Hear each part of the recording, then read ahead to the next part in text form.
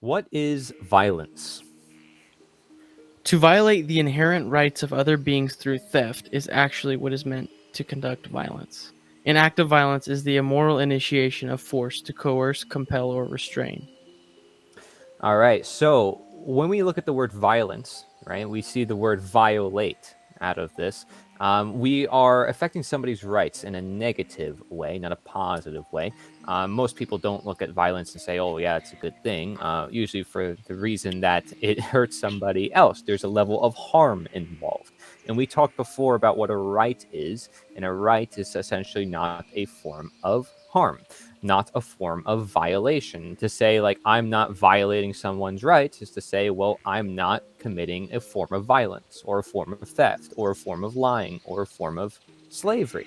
And so violence and slavery go hand in hand because if you are committing violence on someone, you're telling them or basically putting them under the circumstance that you want them to be under. You're coercing them, right? So coercion, violence, compel, restrain, these are all just different terms. Some people might even equate violence to force. Some people might say, well, no, they're two different things because force, I can use force to push up a boulder up a hill.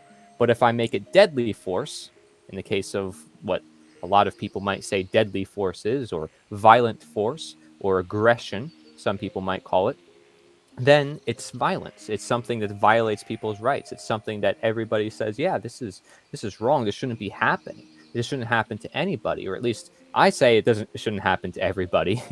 Aaron, what do you think about that? Yeah, I think you hit the nail on the head, and especially towards the last part, a lot of people in our society, don't necessarily look into or see the difference between force and violence, and in action they can look the same and look very similar, but the truth is that there's always the initiation of violence, and that person is then in the wrong behavior, the immoral use of force. And so the proper use of force, or the righteous use of force, is self-defense. And they might look one and the same, but there's the truth of defense, and the right to use deadly force. And so I think that's a great nuance to note the difference between force and violence.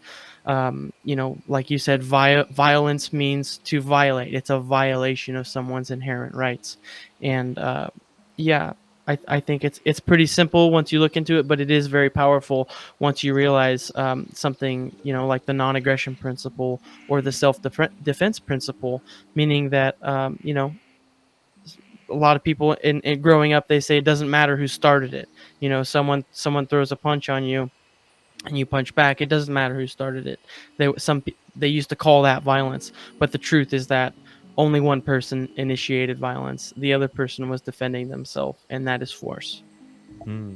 And I think it can sometimes get tricky if you're in a crowd with a lot of people and somebody creates a form of violence and everybody's like, well, who did it? And everybody's defending themselves. They're like, oh, well, he did it. Oh, he did it. So this is where, the whole idea of non-resistance comes into play, which a lot of the past abolitionists were talking about. They didn't want to be seen as violent when they were saying, well, the slaves should free themselves or the slaves should not be slaves.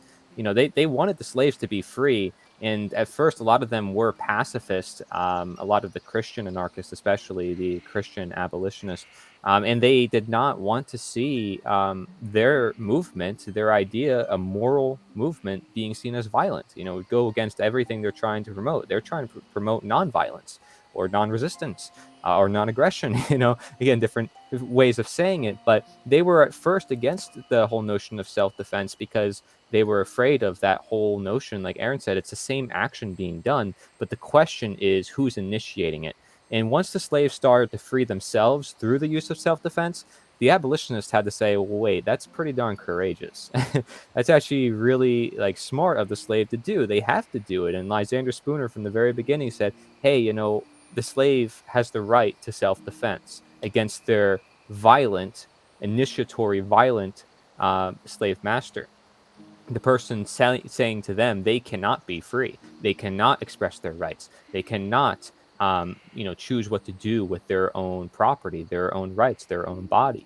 And so in order to exercise your own rights, to keep your body, to have good health, what you have to do is not just build that immune system so you can defend against foreign invaders.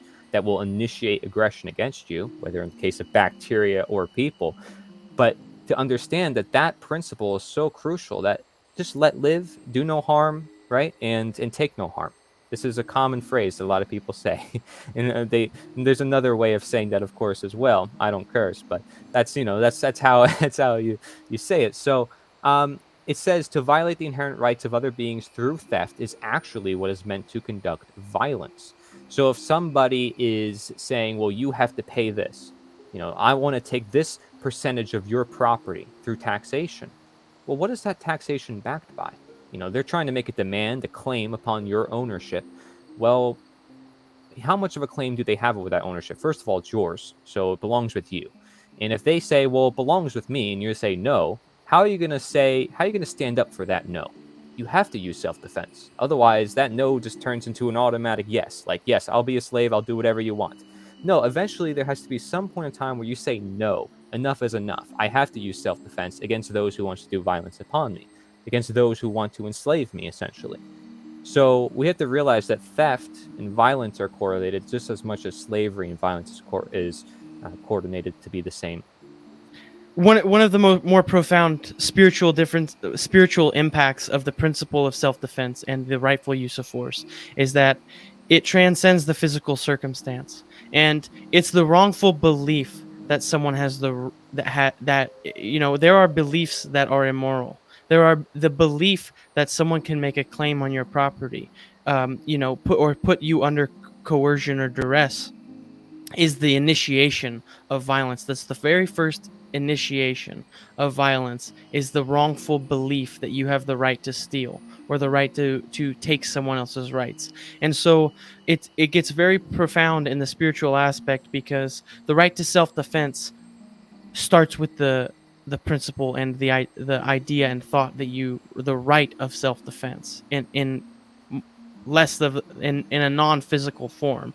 So someone saying, we have the right to take 30% of your income or 40% of your income and steal from you and steal the wages. We have the right to kidnap you and put you in a cage.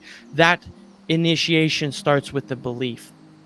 And someone's ability and their rights to defend themselves start with defending those who would wish to thwart their rights in any aspect. So I think it takes some nuance and some knowledge and understanding in how you can defend yourself from those who believe that they own you or have the ability to steal your rights. But it is not, you cannot miss out or write off the fact that it starts with beliefs, and it starts with the ability to thwart those who wish to impose on your rights spiritually. And I would say responsibility and ownership for when to know to use self defense, right? Because like in the case I mentioned before, where everybody's claiming, "Oh, he did it, he did it." It's about knowing when to apply the use of self defense, when to apply the use of force against violence. Because maybe sometimes it is better to just show an act of, "Hey, I'm not doing anything. Look at this person who's doing violence upon me. I'm not fighting back. I'm not doing anything," like Gandhi did, like Martin Luther King Jr. talked about through their message of civil disobedience. That can be very effective when it comes to protests or big movements trying to achieve a message and trying to be totally peaceful, totally on the right, without any sort of conflict even being a potential. But in the case of an individual against another individual, somebody on their own property and someone else saying, no, this property's mine, or no, you got to do this, that individual totally has the right to self defense, and they're going to see it as the most responsible use of that self defense because, hey, I mean, you're breaching directly upon their property, and there's no reason for that individual not to self defend themselves. If an animal was attacked in the wild, the animal's not just going to sit there and take the pain. The animal's going to fight back because otherwise its whole life is in danger. It can no longer live, it can no longer do anything. So it's really important to understand this concept because if we want our freedoms, we have to defend it. If we want our lives, we have to defend it. So in our next video, we'll talk more about chaos and what it means as sort of an aggregation, perhaps, of violence.